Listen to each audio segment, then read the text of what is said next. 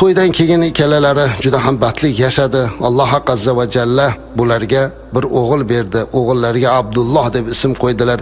Hatto Hazrat Usmon radhiyallohu anhuni Abu Abdulloh deb chaqiradigan ham bo'ldilar.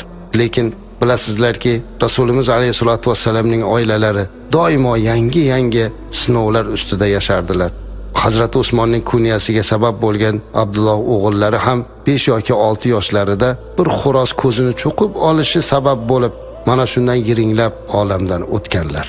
Ruqayya onamiz bilan Hazrat Usmon radhiyallohu anhu hamma havas qiladigan darajadagi oila bo'lishlariga qaramasdan, mo'min musulmon sifatida ozor va qiyinchiliklarni ham birga ko'rardilar. Payg'ambarimiz alayhisolatu vassalam ularni har qancha ehtiyot qilsa ham, hamma qatori bular ham boshqalardan juda ko'p zulmlarni ko'rdilar. Ayni damda musulmonlar juda ham kam bo'lgan azizlar. Musulmon bo'lish avvalda juda qiyin edi. Biz shunday shukr qilishimiz kerakki, bugun azizlar peshonamizni sajdaga qo'yganligimiz uchun Allohga hamdlar aytishimiz kerak. Mana shu biz uchun juda katta baxt azizlar. Ammo ilk musulmonlar juda qiynalganlar. Ular Alloh bir rasul bir haq deganligi uchun zulmlarga qolgan.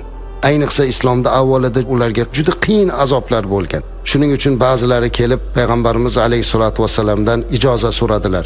Zaiflari qiynalib ketganligidan, "Ya Rasululloh sallallohu alayhi vasallam, biz qiynalib ketdik. Ruxsat bersangiz biz boshqa joyga borib yashab tursak" dedilar. Ba'zilarini qarindoshlari quvvatli bo'lsa yoki o'zlarini himoya qiladigan kuchga ega bo'lsa, ularga qattiq zulm qila olmasdi. Lekin zaiflarini topib, o'zini himoya qila olmaydiganlarga qattiq zulmlar qilardi. Va payg'ambarimiz alayhisolatu vasallamga yaqin bo'lganlarga, ayniqsa qarindoshlariga juda katta zulm qilishlikka harakat qilardi. Ana shundan keyin payg'ambarimiz alayhisolatu vasallam u musulmonlarga vaqtincha Habashiston diyoriga ko'chib ketishlikka ruxsat berdilar. Hammalari to'planib, ular bir nechtalari Habashiston tomonga qarab ketdilar.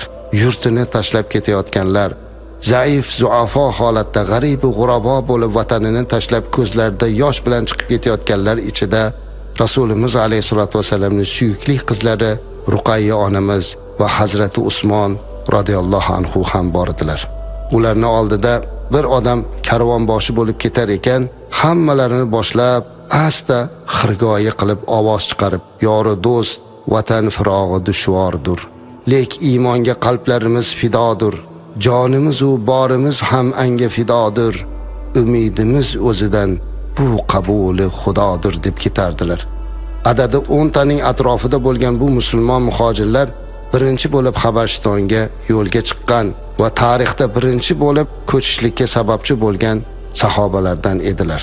Bir kishi o'sha hijrat qilganlarni ko'rib payg'ambarimiz alayhisolatu vasallamning oldilariga kelib, "Ya Rasululloh sallallohu alayhi vasallam, 10 tadan ziyod sahobalaringizni Habashiston diyoriga ketayotganini ko'rdim.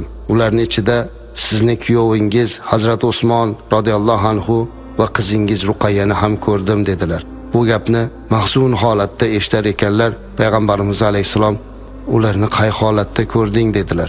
Shunda haligi xabarni aytayotgan odam Hazrat Usmon radhiyallohu anhu o'z ayolini, ya'ni sizni qizingizni ana va kichkina jonivorlardan bir eshakka mindirib olib, o'zi esa uni haydab yetalab ketayotganini ko'rdim dedilar. Qarang, Rasulimiz alayhisolatu vasallamning qizlarini ketishini ko'ring azizlar. Eshakka mindirib Hazrat Usmon o'zlari yetaklab piyoda ketyaptilar.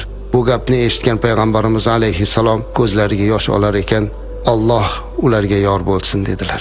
Usmon radhiyallohu anhu Lut alayhisalomdan keyin o'z ahli bilan hijrat qilgan eng avvalgi kishidir dedilar. Bu esa payg'ambarimiz alayhisolatu vasallamning qizlariga yana bir sinov bo'ldi. Ular Habashistonga borib, ana shu joyda bir ozgina yashab turdilar.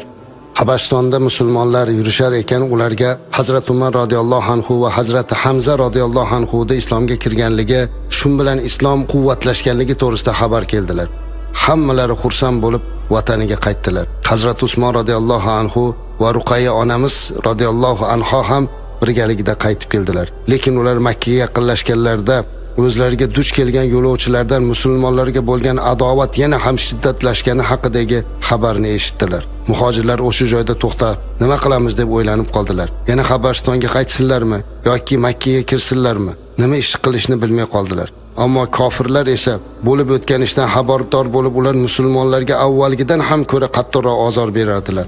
Shundan keyin payg'ambarimiz alayhisolatu vasallam kelganlarga yana qayta Habashistonga ketib, o'sha joyda turishlikni buyurdi. Ular kelgan joydan ikkinchi marta yana Habashistonga ketishlikka majbur bo'ldilar. Yana ularning orasida Hazrat Usmon radhiyallohu anhu va qizlari Ruqayya onamiz ham bordilar. Shunda Hazrat Usmon radhiyallohu anhu juda ham xafa bo'lib, xafalik bilan Rasulimiz alayhisalomga: "Ey Allohning Rasuli sallallohu alayhi vasallam, Habashistonga ketganidek qaytib keluvdik, yana Habashistonga ketamizmi?" dedilar. "Siz bo'lsangiz biz bilan emassiz, biz siz bilan bo'lishni xohlaymiz" dedilar. Shunda payg'ambarimiz alayhisolatu vasallam ularga qarab: "Sizlar Allohga va menga hijrat qiluvchisizlar. Sizlarga 2 hijratni hammasi savobi bo'ladi" dedi. Hazrat Usmon radhiyallohu anhu bu gapni eshitar ekan, "O'sha gapingiz bizga yetadi ya Rasululloh sollallohu alayhi vasallam" dedilar-da, yana qaytib ketdilar. Oradan hech qancha vaqt o'tmasdan ular yana Makka ga qaytib keldilar. Makka ga qaytib kelganlarida hammalari xursand bo'lib o'zlarining uylariga kirdilar. Anchadan beri uydan uzoqlashgan sahobalar o'zlarining qavm qarindoshlarini quchoqlab, yig'lab, hammalari xursandchilik bilan kirib ketdilar. Lekin birgina Ruqayya onamizning ko'zlaridan duv-duv yosh oqardi. Chunki Ruqayya onamiz ketayotganda haqqiga duo qilgan, qizini safarini bexatar bo'lishligini umid qilgan va qizini baxtu saodati uchun yig'lab duo qilgan Xadicha onamiz vafot etgan edilar. Uyga kirganlarida onasini vafot etganini eshitgan Ruqayya onamiz g'amga botib qoldilar. Axir farzand uchun eng og'ir imtihondan bittasi azizlar, bu onasi bilan vidolashib qola olmaslik edi.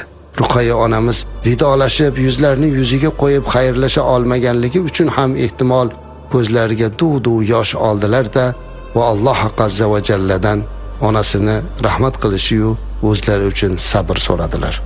Ha azizlar, payg'ambarimiz alayhisolatu vasallam, oilalari, sahobalar siz va bizga dinimizni mana shunday pok va go'zal holatda yetkazishlik uchun o'zlari hamma kulfat va musibatlarga duchor bo'lib biz uchun qalqon bo'lganlar.